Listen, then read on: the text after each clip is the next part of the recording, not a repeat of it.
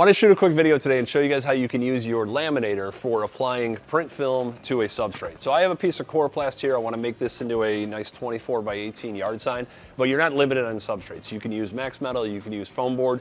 The one thing I would caution you with or make note of, when you're testing your pressure for your laminator, take your substrate through there, put it about halfway through, and then drop it down to make sure you're not compressing that substrate. So with corrugated, my flutes are running perpendicular to my roller. If I was doing a larger sheet and I had to run them parallel, I want to make sure the pressure I'm using isn't compressing that substrate too much. Adjust my regulator based on the substrate running through here. You know, typically with pressure activated, pressure sensitive self-adhesives, you're running at about 60 to 80 pounds of pressure. You know, that's what the adhesive needs to start that buildup or the bond to the substrate.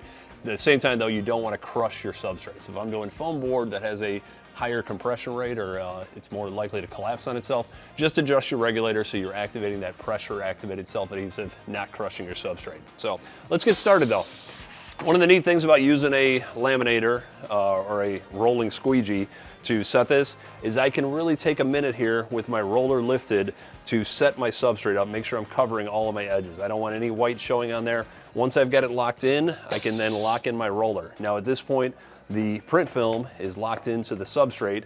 All I have to do is peel back that self-adhesive vinyl, expose that backer paper, expose the sticky side of things here, set it all up on here, and then I'm either going to take my knife or I'm going to take a back slit cutter and give myself a nice clean cut on my backer paper so that when I roll this through, that backer paper won't be exposed. The sticky stuff will stick itself to the substrate type and I'm ready to go. So I'm going to use the foot pedal, activate things, get it running through. I just want to make sure my self-adhesive doesn't touch my substrate until it's all the way through the roller. And now at this point, I'm affixed to the substrate.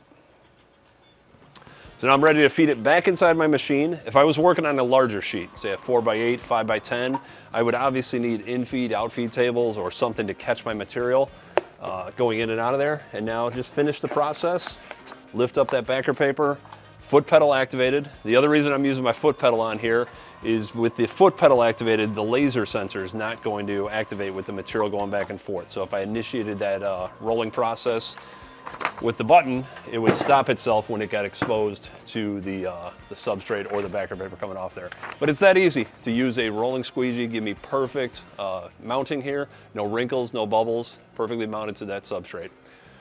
So check out all the other support videos we have for the Ally Armor Laminators, as well as all the other machines that Grimco sells from our Grimco Equipment Support Hub. Thanks for watching.